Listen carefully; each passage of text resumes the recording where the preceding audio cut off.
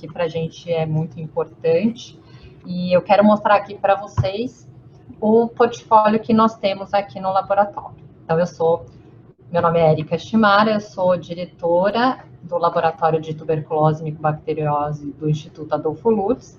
Também sou pesquisadora aqui no Instituto. E aqui, para vocês terem uma ideia, o Instituto Adolfo Lutz, ele é o laboratório central de saúde pública do estado de São Paulo. O estado de São Paulo é um dos estados que tem maior população no Brasil, então a gente tem quase 46 milhões de habitantes, isso é um dado de 2019. Aqui está uma foto do Instituto. Só para vocês terem uma ideia, em 2018, o estado de São Paulo teve quase 18 mil novos casos de tuberculose. Nós tivemos um coeficiente de incidência de 40%, coeficiente de mortalidade de 2%. E aqui, como um laboratório de saúde pública, nós realizamos vários testes para a rede pública de saúde do país. Então, nós atendemos todo o estado de São Paulo e em 2018 nós realizamos 157 mil testes de Nexper para a população. Nossa taxa de detecção de TB para casos novos foi 6,7% e para novos casos a rifampicina resistente gira em torno de 3%. Então, esse daqui é um panorama para vocês entenderem como que a gente trabalha. Aqui no laboratório, a gente tem um laboratório de nível de biossegurança 3. O laboratório é o laboratório de referência para o diagnóstico de tuberculose no estado de São Paulo e também a gente faz bastante assessoria para o país todo.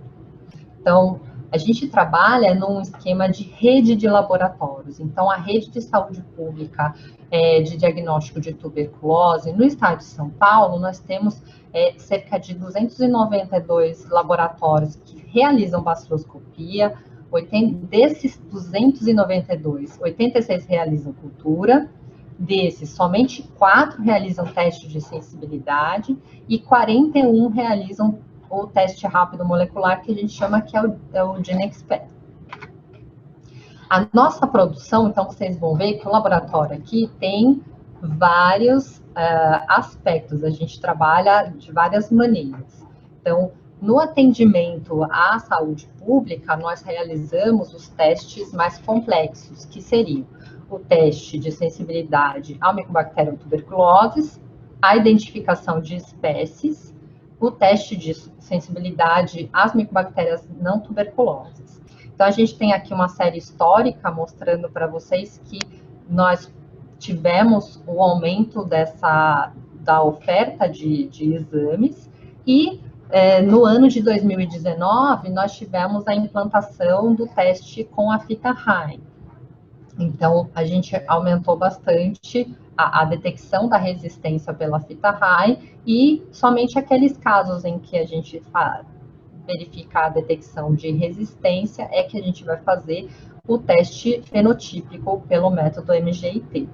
Então, a gente tem também a identificação de espécies de micobactérias, outras que não Mycobacterium tuberculoses, e realizamos também o teste de suscetibilidade às micobactérias não tuberculoses. Estou mostrando isso tudo para vocês, para mostrar que nosso laboratório, ele é um laboratório multicêntrico, em que a gente tem diferentes atividades como as nossas responsabilidades. Então, a gente divide essas atividades como a rotina diagnóstica, que são exatamente esses testes que nós realizamos para a população do estado de São Paulo, para o Sistema Único de Saúde do país. Nós realizamos também a vigilância de saúde pública, em que todos esses dados são reportados ao sistema de vigilância para que os casos sejam buscados e tomadas as providências necessárias.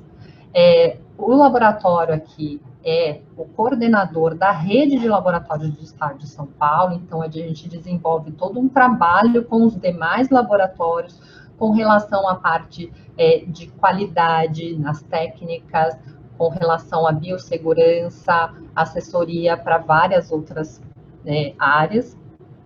Realizamos também a pesquisa, a assistência técnica com relação a metodologias, a como que a gente realiza as técnicas, e também temos a parte de ensino, porque nós também temos alunos com bolsistas que realizam seus trabalhos aqui no laboratório.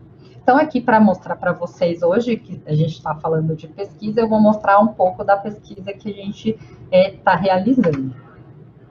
Então, as nossas principais linhas de pesquisa estão concentradas na avaliação de metodologias por método de diagnóstico, né, por métodos fenotípicos e moleculares, tanto para tuberculose como para micobactérias não tuberculosas.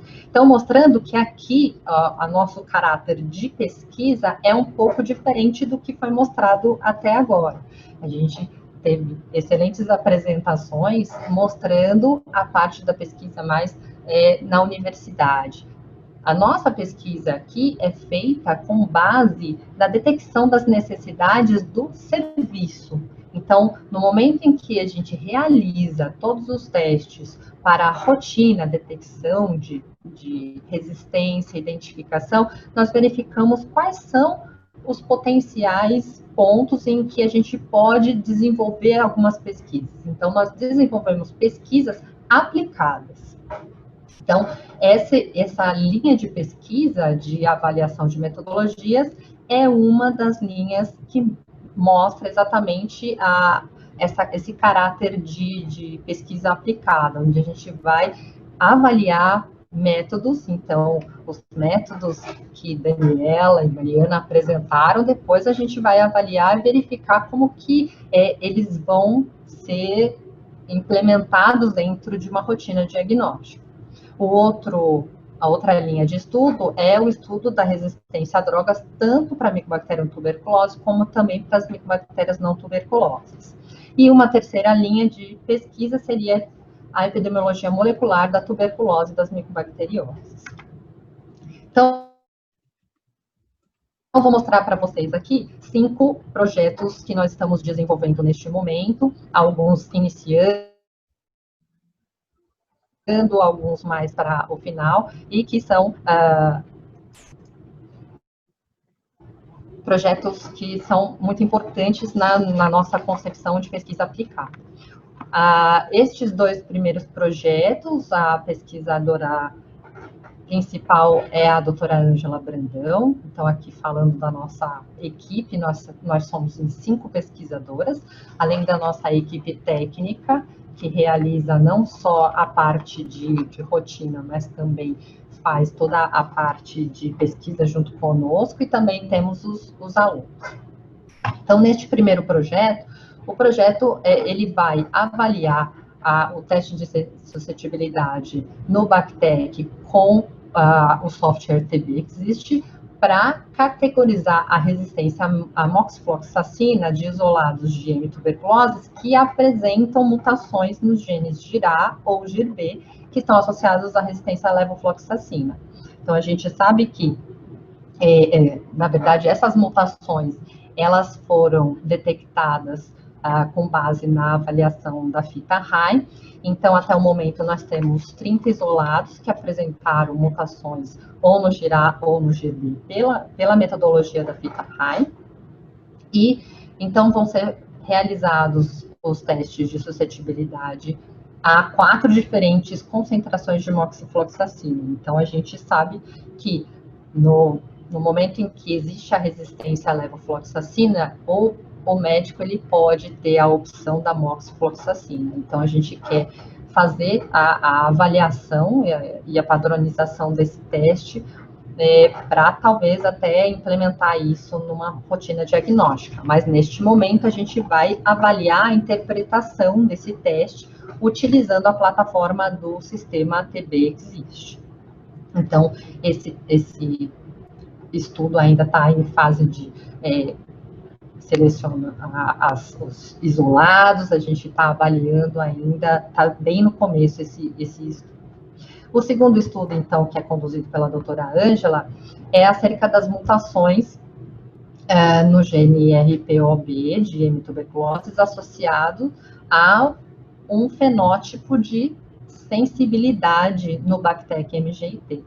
Então, até o momento, foram isolados 150, a gente tem 150 isolados que foram sensíveis à rifampicina pelo método Bactec MGIT, mas que tiveram mutações detectadas no GNRPOB, tanto pelo GeneXpert quanto pelo sequenciamento de Sanger. Então, esses isolados vão ser avaliados com relação ao teste de microdiluição em placa e vai ser também avaliado o tratamento, o outcome desse tratamento versus o tipo de mutação que foi detectado. Por quê? Este é um grande problema que a gente tem encontrado hoje em dia na rotina diagnóstica. Então, a gente tem muitos casos em que o paciente ele possui algum tipo de resistência no GNRPOB, mas quando você realiza um teste fenotípico, esse isolado ele apresenta um fenótipo de sensibilidade. Esse seria um teste discordante, né, em que a gente poderia o médico poderia utilizar esse fármaco para fazer o tratamento do paciente. Então, o que será que está acontecendo? Qual é o problema? Muitas vezes a gente já fez alguns estudos anteriores que mostraram que a gente tem alguns problemas na realização do GeneXpert, mas neste estudo não é o caso, porque a detecção da mutação ela foi confirmada pelo sequenciamento de Sanger. Então, a gente precisa avaliar esses tipos de mutações e correlacionar com o tratamento que esse paciente está tendo. Já a doutora Juliana Pinhata está desenvolvendo outros 2 projetos. O primeiro projeto é a correlação entre as mutações associadas à resistência à lisoniazida e os níveis de resistência fenotípicos de isolado de Mycobacterium tuberculosis em pacientes multidroga resistentes aqui do estado de São Paulo.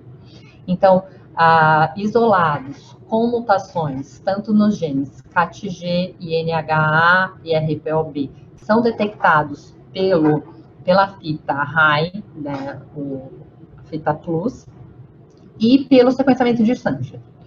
Também são detectados os níveis fenotípicos de resistência à isoniazida. Então, até o momento, foram selecionados 367 isolados. A gente tem tanto isolados monoresistentes à isoniazida, poliresistentes à isoniazida, MDR, pré-XDR e XDR.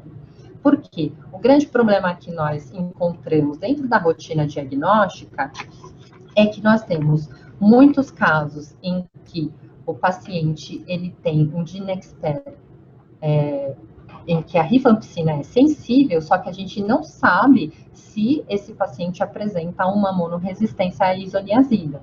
Então, é muito importante entender esta correlação. Então, para todos esses isolados, depois esses dados serão comparados com o outcome desses pacientes. Um quarto projeto, o segundo projeto da doutora Juliana, é sobre a investigação de mutações, tanto pela fita de drogas de primeira linha, quanto de segunda linha da fita RAR.